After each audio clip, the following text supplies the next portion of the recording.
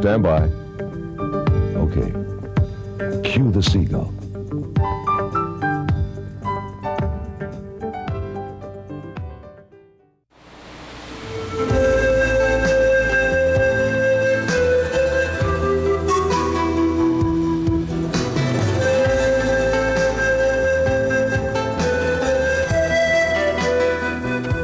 Costa Rica, a country rich in rainforests.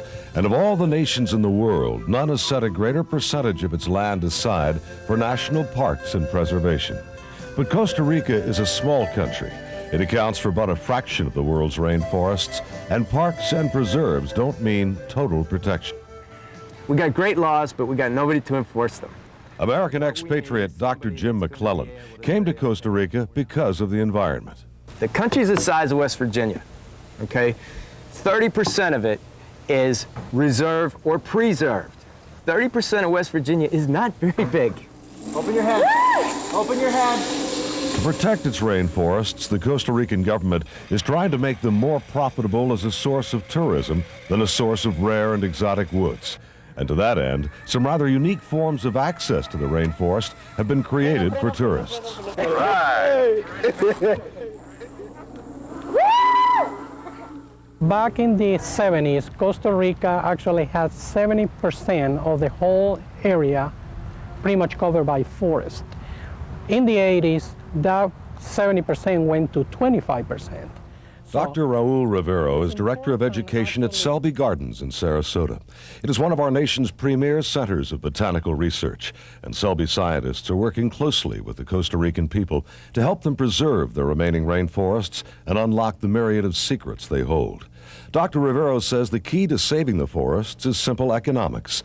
The trees are worth more to the people growing in a forest than going to a mill. Ecotourism is probably the highest source of income for Costa Rica. And I think it will be an ideal way to promote conservation. To that end, Selby has established an intern program to help develop young Costa Rican scientists who can return to their country and act as environmental ambassadors. We traveled to the town of Monteverde to meet one of them, Gabriel Barbozo. He has established the smallest orchid garden in the world. Oh, the garden isn't small, but the orchids are. Gabriel speaks very little English, but Raul says orchids speak volumes about our need to save the rainforests. Because we don't understand, first of all, what are going to be the next sources for the cure of cancer, for example. Might be in there. One of those orchids might be the future cure of cancer or many other kind of serious diseases that we have.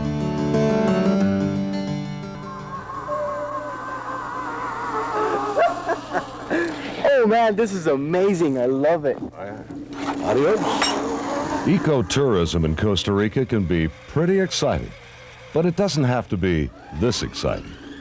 There are other more conventional ways of getting around while still staying high above the ground.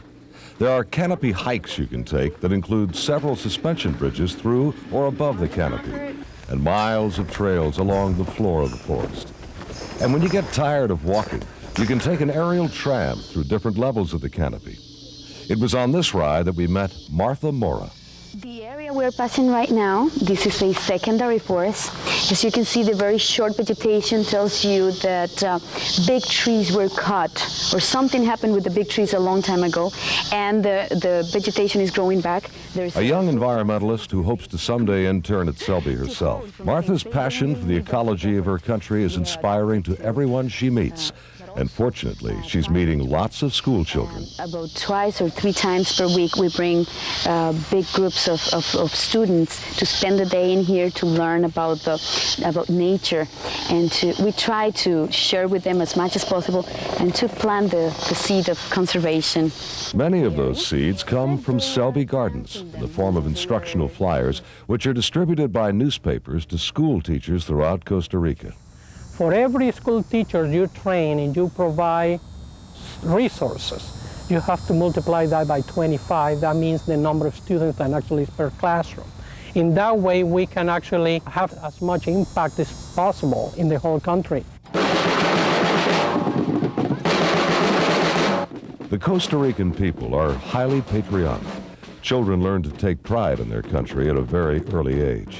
Raul believes that with understanding and the next generation, that pride will include a strong commitment to the environment. Most of those students, for sure, they live in one area, then they have the rainforest close by, and they probably haven't realized how important they are. I think it's a great message for the next generation. Now we understand exactly how fragile those ecosystems are and how beneficial they are for us.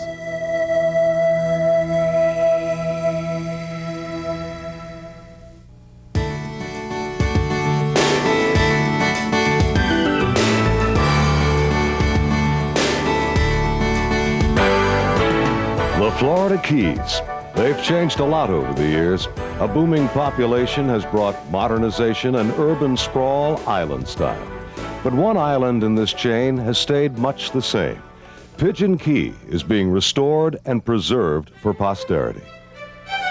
About the turn of the century, this tiny 5-acre island was an important waypoint in the construction of what was then called the 8th wonder of the world, the Overseas Railroad.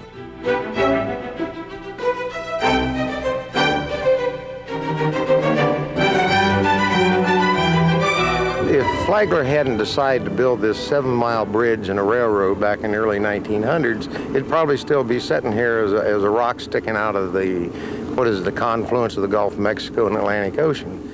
Dave Whitney is executive director of the Pigeon Key Foundation. But it had no significant importance, except it was just far enough down the bridge to put a construction camp. And they had 400 and some people living here. But then after they got the bridge done, they needed people to operate the bridge, and they needed people to paint the bridge and maintain it. And this became the village where they lived and took care of the bridge.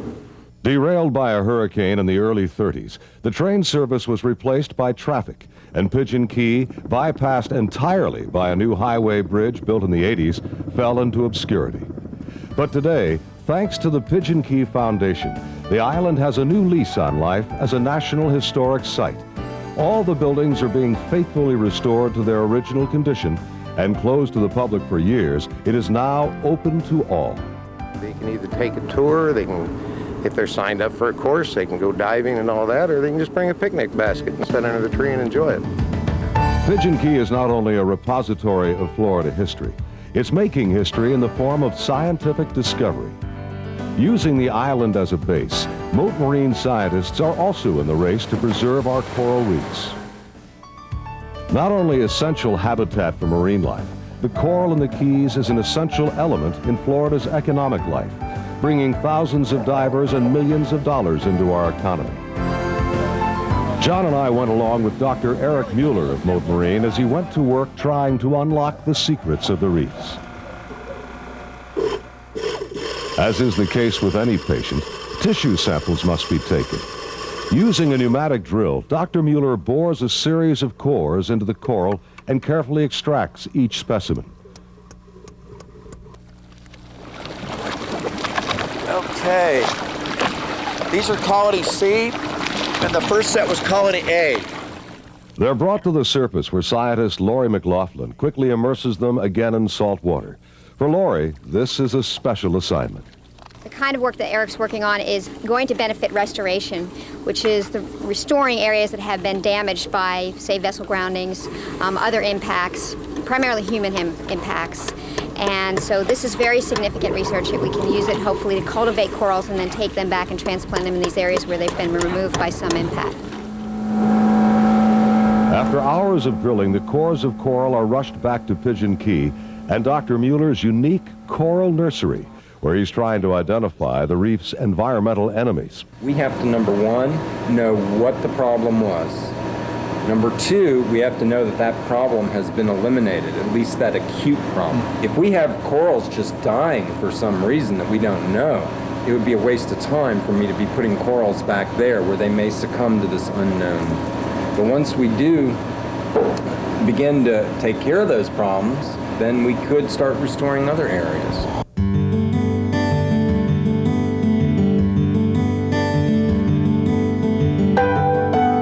Pigeon Key is not only an outpost for veteran scientists. Future scientists are welcome here too. Both Mote and Pigeon Key conduct camps here, and children come from across the state and throughout the country to attend. It's hard to imagine a more peaceful yet exciting campsite for kids. And for college interns like Cheryl Bass, none more inspiring. It's wonderful because I have a double major in marine biology and psychology, so it's a great experience for me. I'm learning a lot from the kids. Thanks. Okay. Did you have fun? Yep. Great.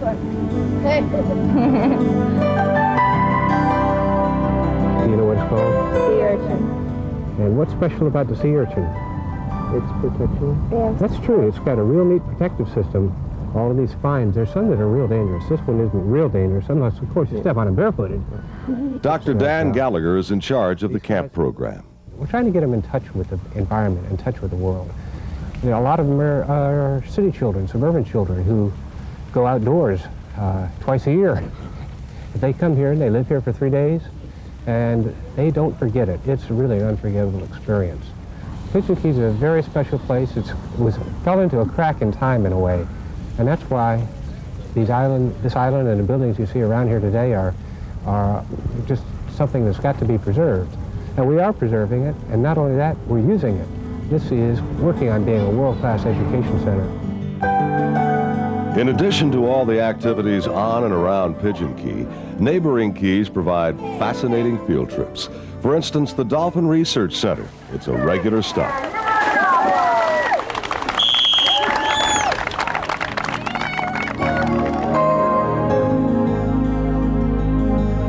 Pigeon Key, rich in history, and with every young camper creating a new legacy.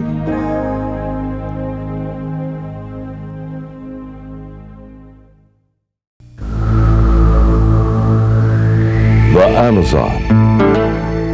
It is a place of mythic proportions, but its proportions are no myth.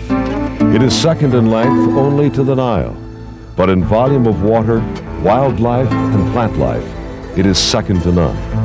And the people? They have learned to coexist with the most powerful river on earth.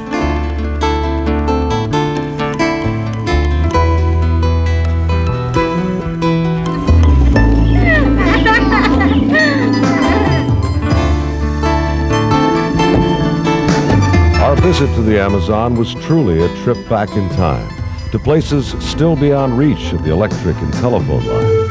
Our time machine, a remarkable vessel built on the banks of the river, La Amatista.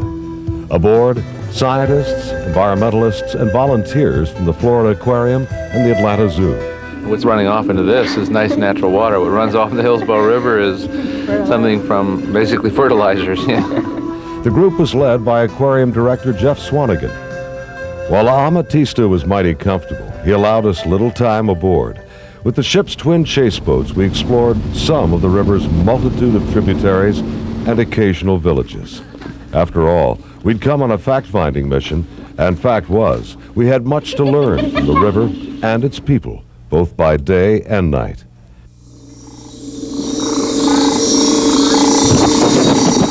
There was a larger kingfisher that we have around here. It's called the ring kingfisher. Guide Juan Fajata amazed us when he snatched a caiman, first cousin to Florida's alligator, from the river by hand. Oh, yeah. He caught one. Yeah. Here. Jeff then gave us a caiman lesson. Yeah, he'll wiggle. See the ridge across his eyes right here? Yeah. Oh, yeah. That's the thing, you wouldn't find that ridge right there, but also he has 3 eyelids. He'll have an upper eyelid and a lower eyelid like we all would, and he has a third one that goes across the eye. See if you'd show it. Now, do you see how quickly that opened? Lesson over. Mr. Caiman went home. Our week on the river brought us wonderfully close to its wildlife, more abundant than anywhere I've ever been, and gave us a much better understanding of its people, as self-sufficient as any I've ever seen. By our standards, certainly, the standard of living is low, but as Jeff suggested, we could learn much from the way they live. We've just traveled for miles and miles and never see a single piece of trash. And we see how they handle the floods here. They don't try to handle them. I mean, they let the floods manage them, and we try to manage the floods. And we're usually not very successful at it.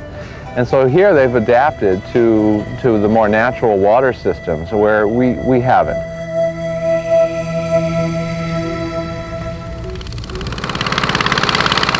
The people of the Amazon have adapted to the rise and fall and flooding of the river in a variety of ways. They build stilt houses, which simply become islands unto themselves when the river overflows its banks. Sometimes more than a dozen people will live in a home such as this, along with all their pets and livestock, and a stockpile of food to last for months. The homes of others float on large balsa wood rafts held in place by tall wooden pods or pilings upon which they ride up and down. And others still build their villages on high ground well inland from the river's banks.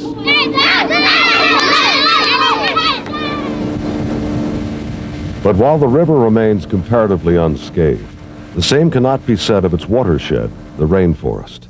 The trees, including the mighty ceiba, once the object of worship, are being torn from the canopy to become a commodity. Giant old-growth trees sawn into enormous segments lie stacked as irrefutable evidence of the forest's fate. And as the forest goes, so goes the culture that grew up within it.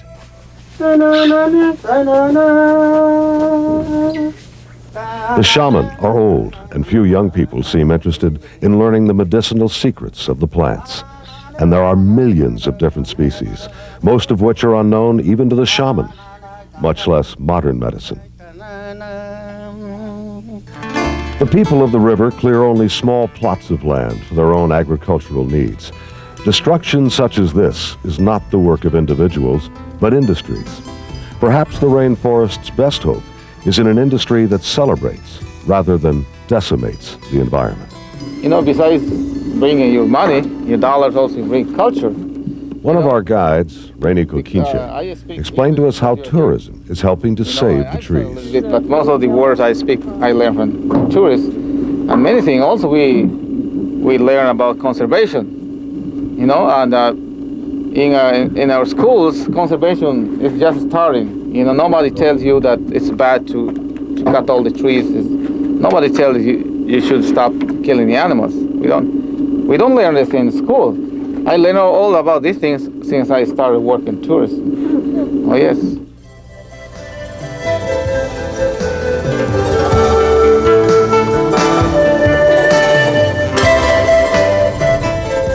Rivers have much in common, and among the members of our expedition, Laura DeLise of the Hillsborough River Greenways Task Force.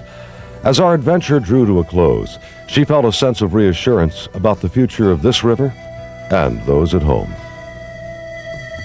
I think the vision that it can still be done, that you can still protect a watershed, and that there are ways of doing it. And I think they might have a heads up on us in terms of the knowledge that they have.